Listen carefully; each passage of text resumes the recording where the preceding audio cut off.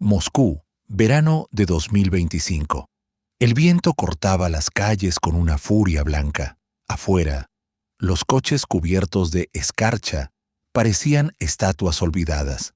Dentro del departamento 214, en un viejo edificio soviético, los padres de Michael intentaban comprender lo imposible. Michael tenía apenas 5 años, pero desde hacía semanas decía frases que ningún niño de su edad, ni siquiera un adulto común, podría conocer. Operación Grom 13 fue un fracaso táctico. La red en Kiev está comprometida, murmuraba mientras jugaba con sus bloques. Su madre, Natalia, lo observaba con preocupación. Su padre, Alexei, empleado de una compañía petrolera estatal, intentaba disimular su miedo. Esa noche, mientras cenaban, Michael levantó la vista y con voz tranquila dijo: «Papá, yo morí en 2019. Era agente del FSB. Trabajaba en operaciones encubiertas cerca del Báltico. El silencio fue absoluto. La televisión, en segundo plano, mostraba un informe sobre las tensiones entre Rusia y la OTAN. «¿Qué dijiste, hijo?», preguntó Alexei con una sonrisa nerviosa. Michael solo respondió: «Tú no deberías reírte, papá. En 2030 comenzará la guerra más grande que ha visto la humanidad, y Rusia no ganará». Natalia dejó caer su cuchara. La temperatura pareció descender aún más. A la mañana siguiente, Michael dibujó un mapa en una hoja. Mostraba fronteras modificadas, países señalados en rojo, líneas sobre Europa y Asia. «Esto es lo que pasará cuando la alianza con China se rompa», explicó con voz firme. Alexei, incrédulo, tomó una foto del dibujo y la guardó. Aquella imagen marcaría el inicio de su tormento. 2 días después, Michael despertó llorando. Gritaba nombres: «Sokolov, Antonov, base 47, intercepten la señal». Su madre lo abrazó, pero él temblaba. «Me mataron allí», dijo entre sollozos. «En Kaliningrado. Una operación fallida contra la OTAN. Alguien nos vendió». Alexei, en shock, buscó el nombre Sokolov Kaliningrado 2019 en su teléfono. No halló nada público, pero en foros rusos antiguos aparecía una mención a un agente desaparecido del FSB en 2019, justo en esa región. El nombre coincidía: Sokolov Dmitry. Esa noche, mientras afuera las luces de Moscú se reflejaban sobre el hielo, Michael se acercó a su padre y le susurró: «Tú no deberías usar tu teléfono. Ellos escuchan. El sistema Perimeter sigue activo. Y en 2028, Putin ordenará su actualización. Será el principio del fin». Alexei no sabía si reír o llorar. «¿Qué es el sistema Perimeter, hijo?»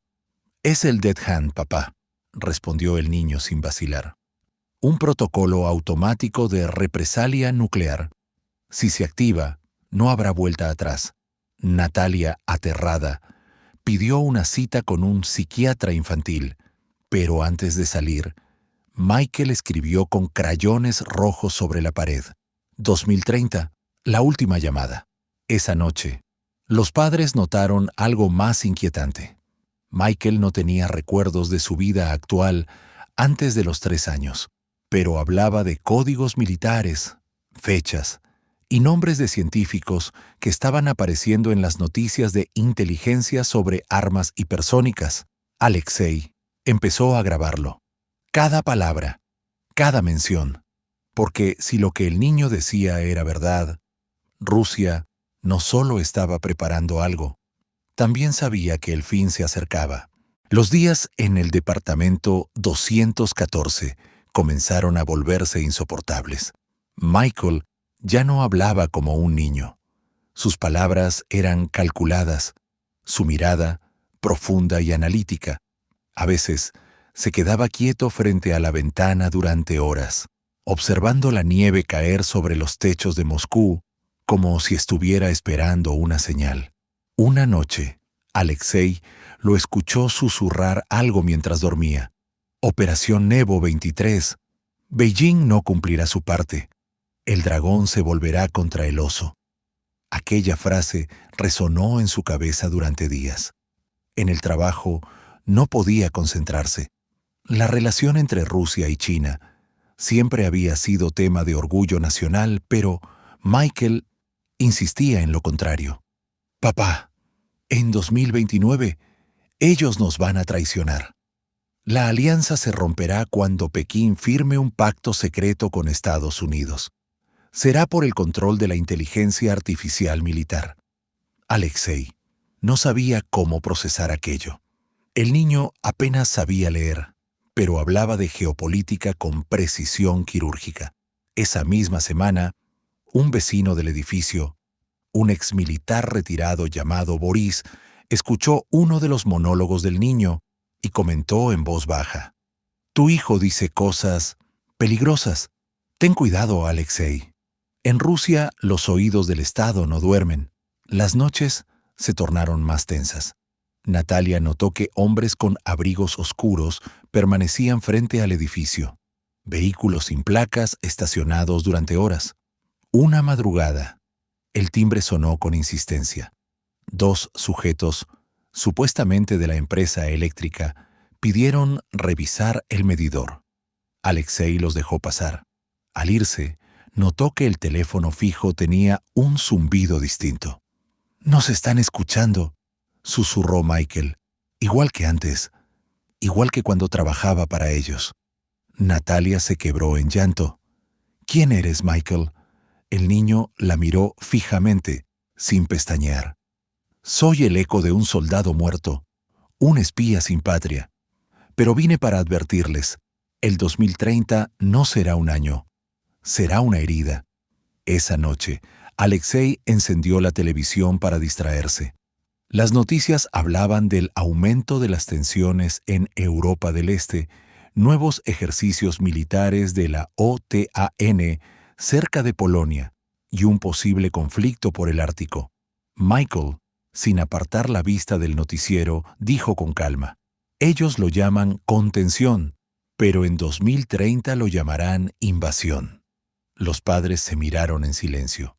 El miedo ya no era solo por lo que su hijo decía, sino por la creciente sensación de que alguien más también estaba escuchando. Pasaron 2 semanas. Michael comenzó a tener pesadillas recurrentes. Veía misiles hipersónicos cruzando el cielo, ciudades enteras convertidas en sombras, y banderas de países desconocidos ondeando sobre ruinas heladas. Alexei decidió hacer algo impensable: buscar los nombres que su hijo mencionaba. En foros oscuros y filtraciones de Telegram, encontró referencias antiguas a un agente del FSB llamado Dmitry Sokolov, desaparecido misteriosamente en 2019. El informe filtrado decía que Sokolov fue parte de una operación encubierta para sabotear un satélite de vigilancia occidental. La misión falló y el equipo fue dado por muerto. El detalle que paralizó a Alexei fue el último registro del agente. Dmitry Sokolov, 34 años, último contacto, Kaliningrado, 12 de abril de 2019. La misma fecha que Michael había dicho. Esa noche, Alexei imprimió el archivo y lo colocó sobre la mesa. Cuando Michael lo vio, se quedó quieto, como si algo dentro de él se activara. Era él, susurró con voz ronca. Fui traicionado por alguien de dentro. No terminé mi misión. Natalia retrocedió con miedo. El niño se tomó la cabeza con ambas manos y gritó: «El protocolo se cumplirá. Los drones autónomos, el sistema SCIFD será reactivado. Papá, deténlos antes de que llegue 2030. Después de unos minutos, se calmó. Dibujó con un lápiz un esquema que parecía una base subterránea. Señaló un punto. Llámalo Nenets, zona prohibida. Allí están construyendo los nuevos hilos. Nadie lo sabe, pero en 7 años, cuando todo empiece, este será el primer punto que atacará la OTAN. Alexei temblaba. Parte de lo que decía su hijo coincidía con rumores reales sobre un nuevo programa nuclear ruso en el Ártico. Decidió contactar a Boris, su vecino exmilitar. Cuando Boris vio los dibujos, se quedó pálido. Esto no debería existir, dijo en voz baja. Si lo que el niño sabe es cierto, ni siquiera el Kremlin debería confiar en sus propios archivos. Esa noche, la familia sintió un ruido extraño afuera. Un dron sobrevoló el edificio. Michael lo vio por la ventana y dijo con serenidad inquietante: «Vinieron a asegurarse de que no hable más». El niño se volvió hacia su padre. «Si muero antes de 2030, prométeme que guardarás lo que te diga, todo lo que recuerde, porque cuando empiece la guerra, alguien deberá contar la verdad». El invierno se volvió más cruel aquel año. Moscú amanecía cubierta por una neblina espesa que parecía salir del suelo. Dentro del departamento 214, Alexei había comenzado a anotar cada palabra de su hijo. Michael, entre sueños, hablaba de cosas que todavía no habían sucedido. Una noche, mientras Natalia preparaba té, Michael se levantó de la cama con los ojos entreabiertos y dijo: «En 2027, China firmará un tratado secreto con Estados Unidos.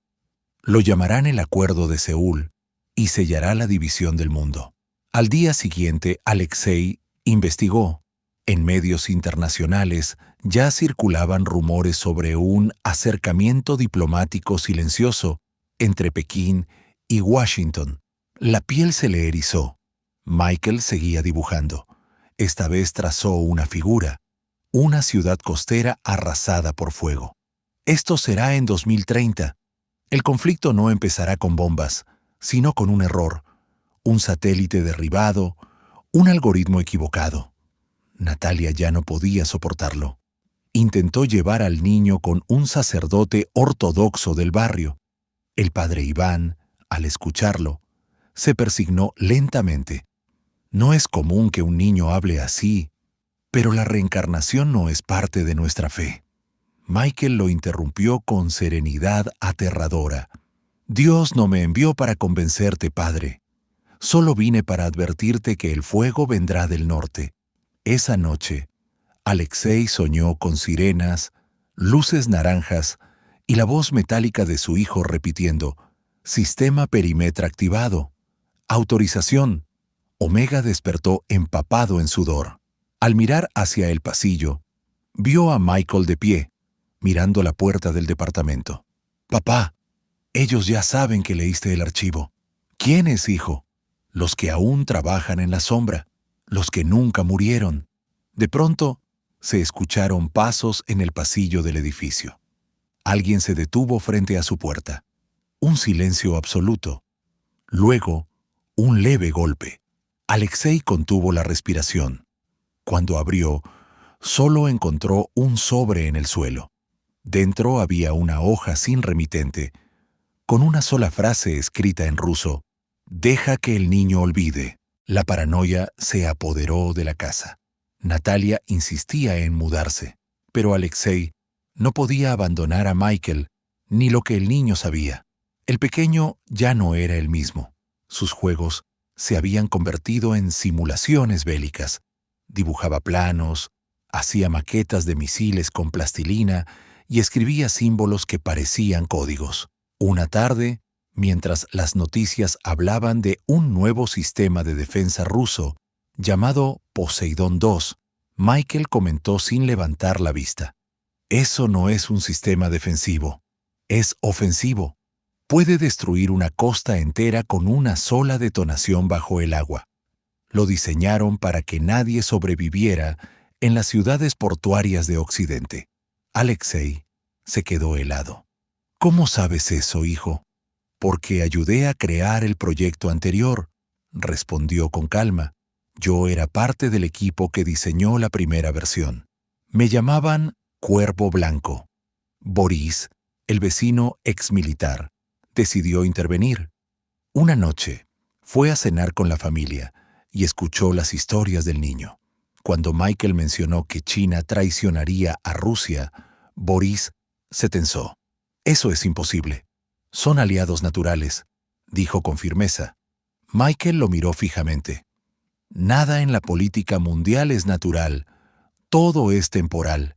China esperará hasta que Rusia se debilite con la guerra en Europa y luego cerrará su frontera occidental.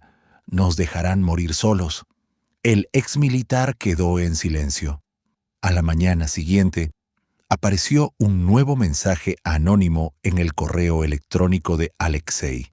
Era una imagen satelital difusa de lo que parecía ser una base en el Ártico con la palabra Yamal escrita en clave. Michael, al verla, dijo: «Allí está el protocolo final. Lo llaman Pacto de los Dragones. Cuando sea activado, el cielo se pondrá rojo». Ese mismo día, Alexei recibió una llamada desconocida. Una voz masculina, con acento extranjero, habló en tono bajo. «Sabemos lo que su hijo está diciendo. No lo deje hablar con nadie más. El mundo aún no está preparado». Alexei sintió que la sangre se le helaba. «¿Quién es usted?» «Solo un amigo que también murió una vez». Esa noche, Michael se sentó frente al espejo y dijo con una voz que no parecía suya: «Cuando el dragón y el oso se muerdan, el águila caerá y el mundo conocerá su silencio». Natalia gritó. El espejo se empañó como si alguien respirara desde el otro lado. Cuando amaneció, Alexei encontró el cuaderno de su hijo lleno de palabras en distintos idiomas. Entre ellas, una resaltaba sobre todas: 2030, fin de las eras. La nieve de marzo caía sin pausa. Moscú parecía un escenario congelado en el tiempo. Alexei vivía en alerta permanente. Cada vez que salía de casa, sentía la mirada de alguien detrás. Los autos negros, los hombres sin expresión, los silencios prolongados, todo indicaba que ya estaban marcados. Michael, en cambio, parecía ajeno al miedo. Pasaba horas mirando un viejo reloj de bolsillo que había aparecido misteriosamente en su habitación. «Papá, este reloj era mío cuando era Sokolov», le dijo una noche. «Me lo dieron en 2018, en la Academia de Inteligencia. En su interior hay una frecuencia oculta». Alexei abrió el reloj con cuidado. Dentro, grabada en diminutas letras cirílicas, había una coordenada: 55 grados, 45 minutos norte, 37 grados 37 minutos este. Eran las coordenadas del Kremlin. A la mañana siguiente, Alexei llevó el reloj a un amigo ingeniero para que lo examinara. Descubrió algo imposible. El mecanismo emitía una señal intermitente en una frecuencia de radio baja, como si transmitiera un código. Esa noche, Michael tuvo una crisis. «¡Van a borrar los archivos!», gritaba. «Quieren eliminar toda prueba del proyecto Zorza Polarna». Fue un plan para dominar las comunicaciones globales. Usaban satélites y pulsos electromagnéticos. «¡Papá! Todo comenzará con eso». Boris, el exmilitar, escuchó aquello y se estremeció. Sabía que Rusia había desarrollado sistemas de interferencia electrónica capaces de inutilizar redes enteras. Si se combinaban con inteligencia artificial, podrían paralizar continentes. Alexei, desesperado, comenzó a grabar todo con su cámara. Cada palabra, cada visión. Michael hablaba ahora de nombres concretos. El 11 de junio de 2029. Una prueba fallida de control cuántico desencadenará un ataque simulado. Creerán que es real y responderán con fuego. Los padres se miraron horrorizados. Michael lloró y entre lágrimas dijo: «El fuego cubrirá Europa y en 7 días nadie recordará cómo empezó». En ese momento, un ruido seco proveniente del pasillo lo sobresaltó. Boris salió a revisar y no regresó. Al amanecer, un auto oficial se estacionó frente al edificio. Hombres de traje revisaron los buzones. Michael miró a sus padres y dijo con una calma inhumana: «Ahora viene la fase 2. Si me quitan, no me busquen. Solo esperen en silencio». Natalia lo abrazó entre lágrimas, pero Alexei, incapaz de rendirse, escondió todos los dibujos y grabaciones en un compartimento del suelo. Afuera, Moscú seguía blanca, pero la sensación de que el mundo se desmoronaba crecía como una sombra invisible. Esa noche, Michael despertó gritando: «¡Son 7! 7 nombres que decidirán el fin del mundo». Alexei corrió a su lado. «¿Qué nombres, hijo?». Michael tomó un lápiz y escribió sobre la pared: Washington, Beijing, Moscú, Londres, Berlín, Nueva Delhi, Ankara. «Ellos lo saben todo», susurró. «Cada uno guarda una parte del código. Lo llaman protocolo hélice. Si uno lo activa, los otros responderán, y el mundo se romperá en 2.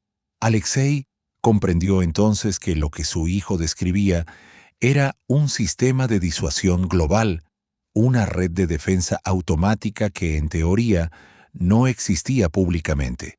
Pero las filtraciones recientes hablaban de inteligencia artificial militar conectada entre potencias, justo lo que Michael mencionaba. Mientras hablaban, alguien golpeó la puerta con fuerza.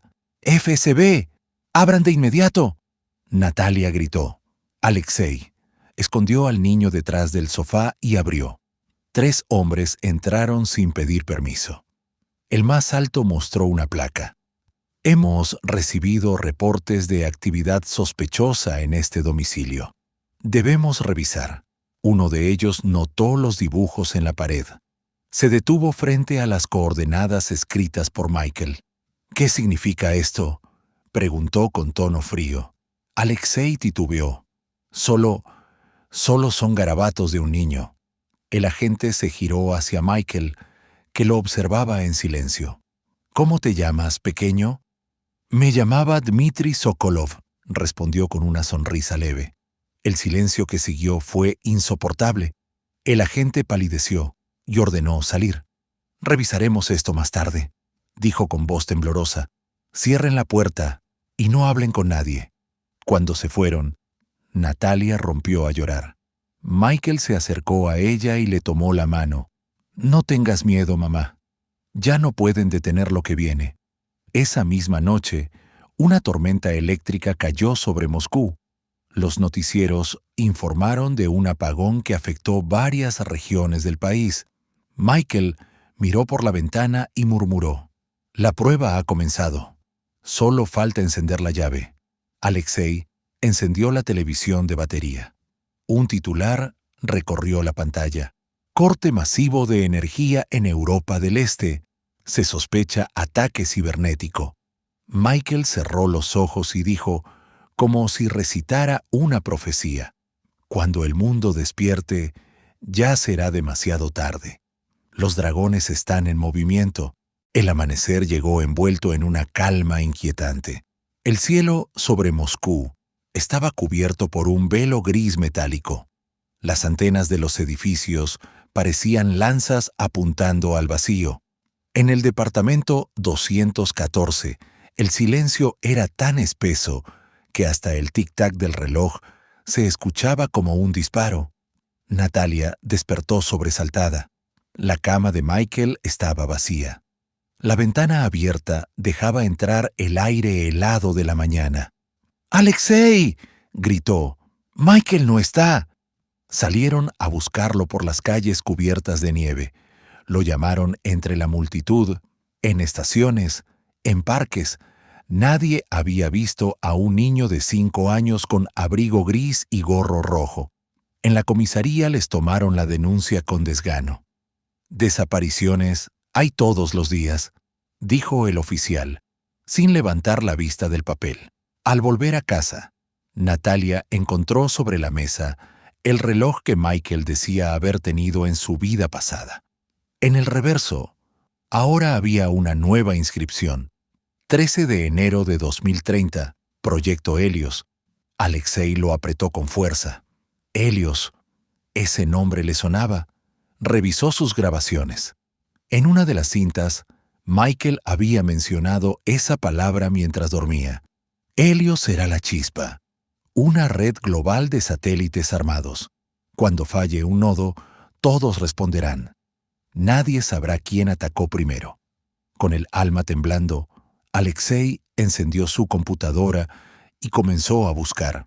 Entre foros militares y documentos filtrados, encontró un informe fechado en 2024, Proyecto Helios, colaboración encubierta entre Rusia y China. Para el control orbital de defensa, Michael lo había sabido todo. Y si su fecha era cierta, 2030 sería el año en que el sistema se descontrolaría, desatando la guerra. Esa noche, Natalia juró escuchar la voz de su hijo en la habitación vacía. No llores, mamá. Yo solo volví para advertirlos. El ciclo se repite. Alexei lloró en silencio. El reloj comenzó a emitir un leve zumbido. Una luz roja parpadeó. El sonido se transformó en una secuencia. 3 pulsos cortos, 1 largo, 3 más cortos. Código Morse. Decía, busquen bajo el suelo. Alexei levantó las tablas del piso donde había ocultado los dibujos y encontró un sobre sellado. Dentro había una nota escrita con la letra infantil de Michael. Cuando el reloj se apague, miren al cielo. El mundo recordará mi nombre. Y junto a la carta, un pendrive. Sin pensarlo, lo conectó a la computadora. Apareció un video.